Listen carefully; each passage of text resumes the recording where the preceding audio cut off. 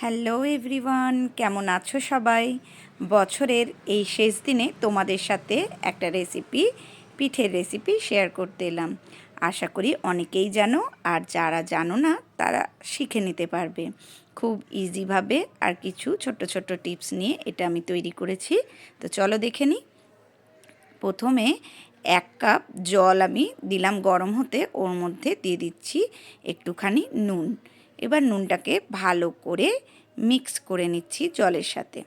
তো জলটা ফুটে উঠেছে। যেই কাপে মেপে আমি জলটা দিয়েছিলাম সেই কাপে মেপেই কিন্তু এখানে চালের গুঁড়োটা ব্যবহার করছি। এটা কিন্তু বাজারের থেকে কেনা চালের গুঁড়ো। তোমরা চাইলে ঘরে তৈরি করা চালের গুঁড়ো দিয়েও কিন্তু করতে পারো। একটু একটু করে চালের গুঁড়োটা দিয়ে ভালো করে মিক্স করে নিলাম।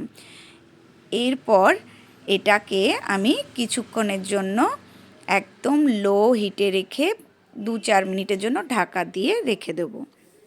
তো দেখো, আমি 2-4 মিনিট পর এটাকে নামিয়ে নিচ্ছি। একদম গরম আছে, এইরকম গরম অবস্থাতেই কিন্তু এটাকে আমাদেরকে ভালো করে মসৃণভাবে মেখে নিতে হবে। তো আমি একটু ঘি নিয়ে নিয়েছি হাতে।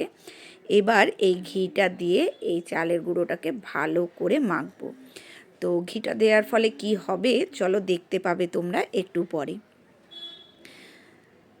তো দেখো, আমি মসৃণ করে কিন্তু মেখে নিয়েছি। ডোটা তৈরি হয়ে গেছে। আর ডোটা দেখো কতটা নরম আছে। তো এটাকে কিন্তু ঢাকা চাপা দিয়ে রাখতে হবে।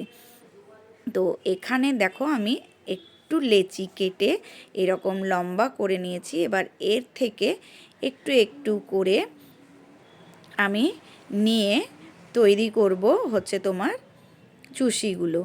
তো দেখো, এইভাবে তৈরি করলে কিন্তু হাতে এটা চিপকে যাচ্ছে না, যেহেতু আমি ঘিটা দিয়েছিলাম। বারবার করে হাতটাও নোংরা হবে না, আর যে জায়গাটাতে বানাবে সেটাও কিন্তু নোংরা হবে না। তো চলো, চুষিগুলো সমস্ত বানিয়ে নিই এক এক করে, তারপর তোমাদের কাছে আবার ফিরে আসছি।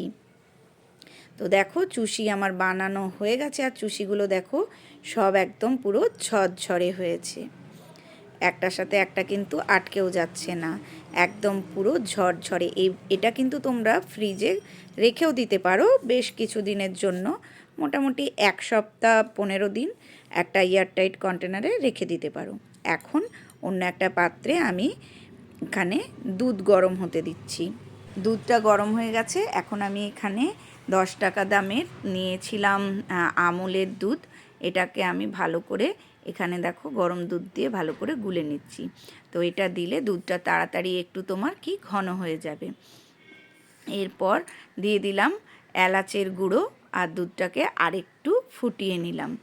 এলাচের গুঁড়োটা কিন্তু অপশনাল, তোমরা দিতেও পারো নাও দিতে পারো, তবে দুধের জিনিসে এলাচের গন্ধটা কিন্তু খুব ভালো লাগে। এখন এখানে তৈরি করে রাখা চুষিগুলোকে দিয়ে দিলাম। চুষিটা দিয়ে কিন্তু ওই 5-7 মিনিট একটু ভালো করে ফুটিয়ে নেব। এর থেকে বেশি কিন্তু দেওয়ার দরকার নেই। তো এখানে দেখো, আমি খেজুরের পাটালি নিয়েছি। এটা মোটামুটি 100-150 গ্রাম আছে। এবার এটাকে ভালো করে ছুরি দিয়ে কেটে তারপর এখানে আমি ব্যবহার করব। আর এদিকে দেখো, এগুলো কিন্তু সেদ্ধ হয়েও গেছে। এখন গ্যাসের ফ্লেমটাকে অফ করে দিয়েছি।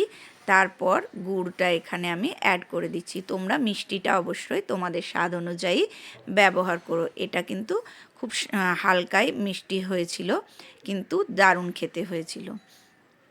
তো ভালো করে গুড়টাকে মিক্স করে নেব। যেহেতু দুধটা গরম আছে তাই গুড়টা কিন্তু গলে যাবে। তো দেখো কি সুন্দর একটা হালকা গুড়ের কালার এসছে, আর দারুণ একটা স্মেলও ছাড়ছে।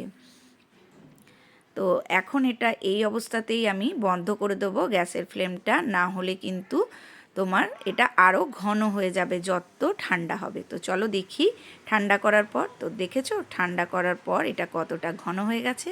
কেমন লাগলো আজকের রেসিপি অবশ্যই জানিও। ভালো লাগলে লাইক করে দিও। সবাই খুব আনন্দ করো বছরের শেষ দিনটা। কালকে তো নিউ ইয়ার, সবার নিউ ইয়ার খুব ভালো কাটুক। সবাই সুস্থ থাকো। টাটা সবাইকে।